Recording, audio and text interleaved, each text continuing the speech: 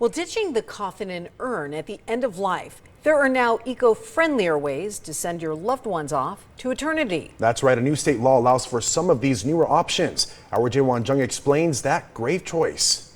Dead-end trends, the way of death courting the living when it comes to the latest exit strategies, such as becoming a tree.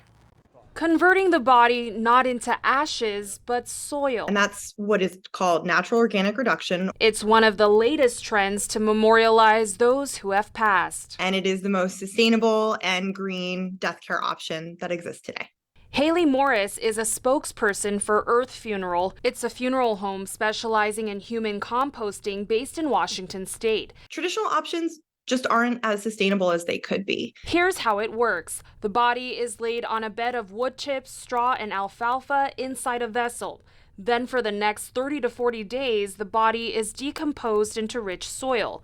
Loved ones can then choose to plant trees with the soil or donate it to conservation efforts. It's so cool to see something that was just an idea 10 years ago gain traction. Katrina Spade, founder of Recompose, another company specializing in human composting, expects this end-of-life option to become more widely available.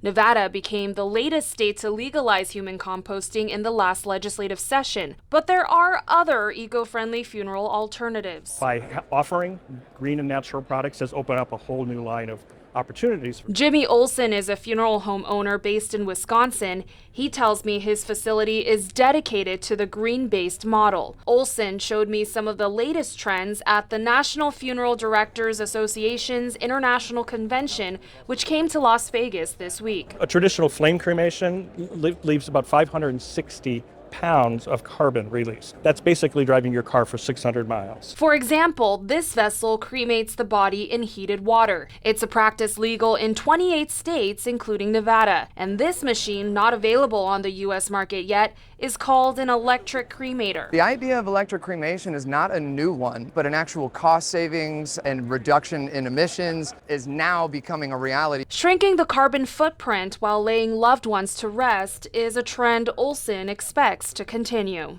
Do you think there's a demand for eco-friendly options? Absolutely. 60% of Americans that have been questioned are interested in some sort of alternative or eco-friendly option.